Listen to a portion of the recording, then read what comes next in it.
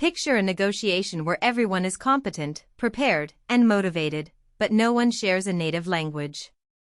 The friction is immediate, ideas arrive late, tone gets misread, and trust erodes because people cannot express nuance at full speed. Esperanto was built as a response to that exact friction. Its purpose was not to replace local languages or erase cultures, but to function as a neutral second language, one that could reduce inequality in cross-border conversations. Instead of forcing everyone to meet inside the language of a dominant nation, Esperanto proposed a shared platform where everyone starts as a learner. That premise sounds idealistic, but it is also practical. Communication is infrastructure. When infrastructure is unfair, collaboration becomes slower and more expensive. Esperanto's founding argument was that linguistic fairness could be designed, not just wished for. The language was published in 1887 by Lal Zamenhof, who introduced it in a book under the pen name Doktoro Esperanto, meaning roughly one who hopes. The name of the pseudonym quickly became the name of the language itself. That detail matters, because the project's identity was emotional as well as technical. Zamenhof was not merely offering grammar rules, he was offering a social vision: lower hostility by lowering misunderstanding. Early adopters embraced this and started writing letters, translating literature, and forming clubs. That community adoption transformed Esperanto from a private invention into a public system. Many planned languages vanished because they remained design artifacts.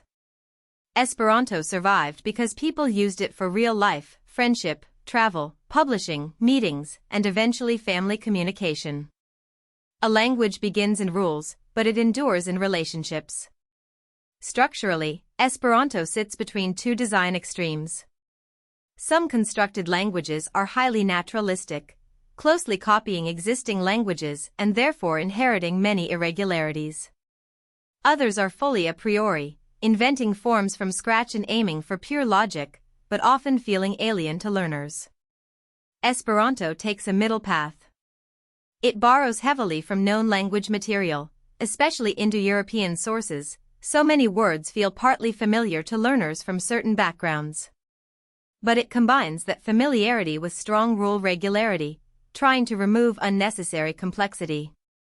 This hybrid strategy is central to its durability. If a language is too familiar, it keeps old inefficiencies. If it is too unfamiliar, learners struggle to gain momentum.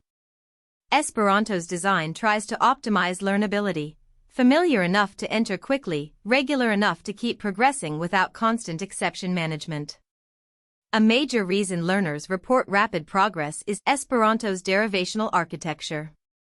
Instead of memorizing endless separate words, users combine roots with predictable prefixes and suffixes to generate related meanings. This gives the language a modular feel. Learn a core root and you unlock a family of expressions for action, quality, person, opposite, place, and process. The benefit is cognitive economy. In many natural languages, vocabulary growth can feel like collecting disconnected tokens.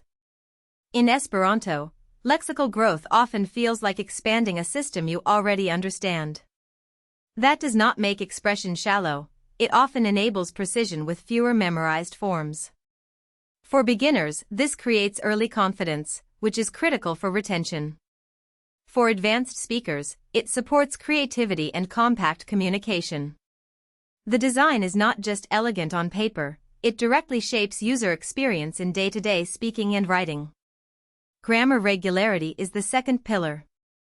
Esperanto minimizes irregular verb paradigms and unpredictable morphology, so rules learned early continue working later. This changes the emotional rhythm of learning. In irregular systems, progress can feel fragile because each new topic introduces exceptions that break prior expectations. In Esperanto, progress tends to compound. Learners spend less energy memorizing arbitrary forms and more energy practicing actual communication. The language also favors consistent spelling-to-sound mapping, reducing pronunciation guesswork. For international users, this consistency improves mutual intelligibility, especially among non-native speakers who bring different accents. Esperanto's goal is not to imitate one prestige dialect but to maximize successful understanding. That practical orientation explains why many speakers describe the language as liberating, mistakes are usually recoverable, and conversation keeps moving. Vocabulary sources are often discussed as both strength and weakness. A large share of Esperanto roots comes from Romance languages, with additional Germanic, Slavic, and Greek influence. This gives immediate recognition to some learners, while offering less initial familiarity to others. Critics argue that this limits neutrality. Supporters respond that complete neutrality is nearly impossible in any usable language, and that Esperanto compensates through regular structure and transparent derivation, which can narrow long-term learning gaps. Both views capture part of reality. Lexical ancestry does matter, but so does system behavior after the first few hundred words. The bigger question is whether Esperanto creates a fairer interaction space than alternatives currently dominating international communication. It may not be perfectly neutral, but it was designed to reduce hierarchy compared with systems where native speaker advantage is extremely high.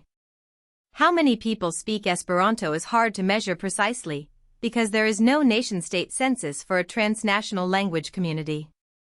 Still, widely cited estimates place active speakers around 100,000, and that is substantial for a planned language.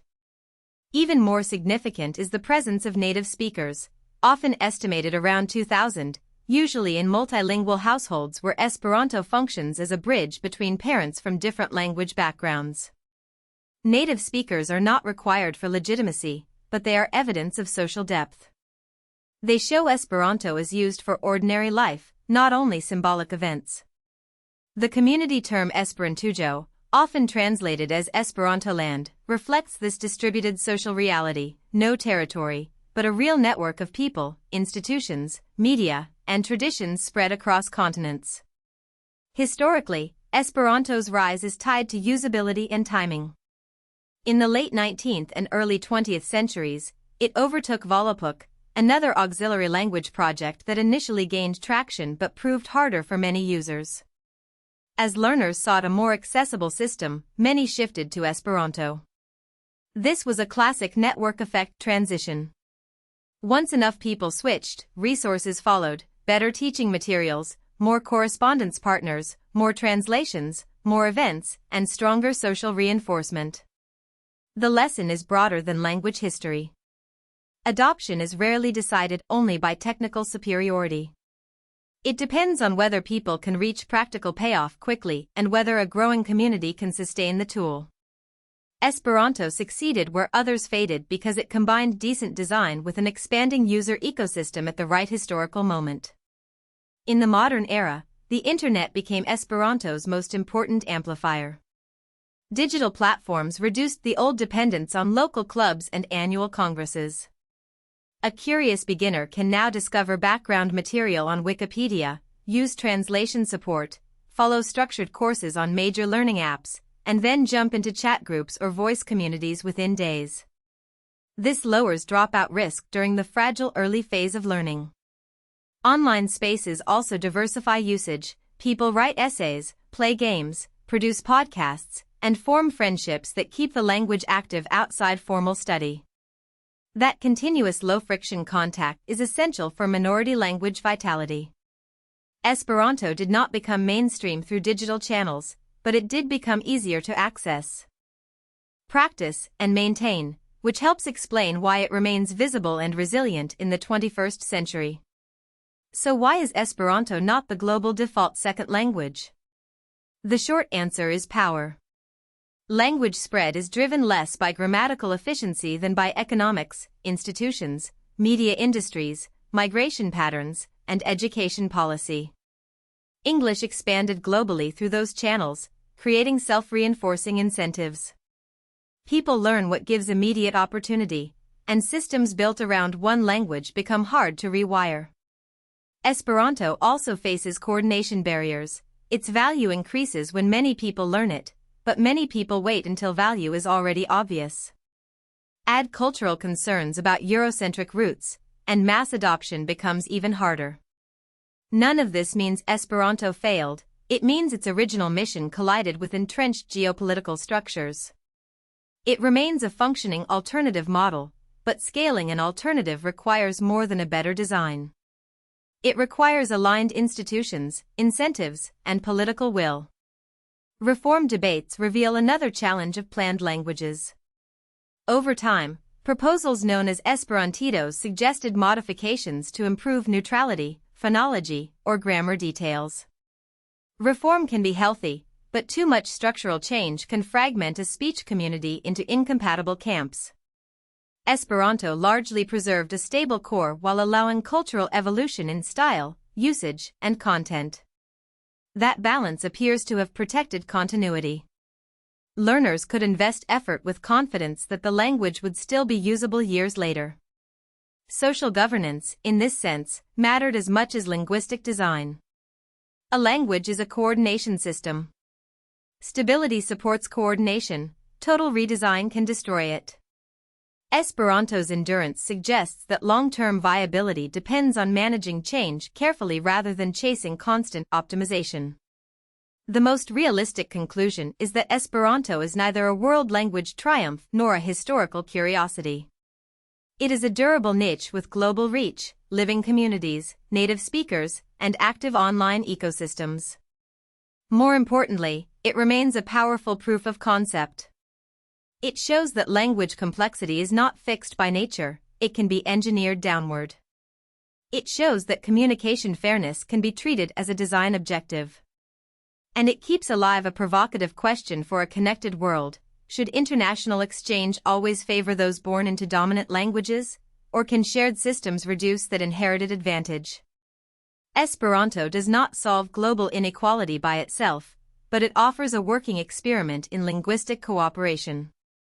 That is why people still study it, still speak it, and still see in it not just a language, but a proposal for a different kind of global conversation.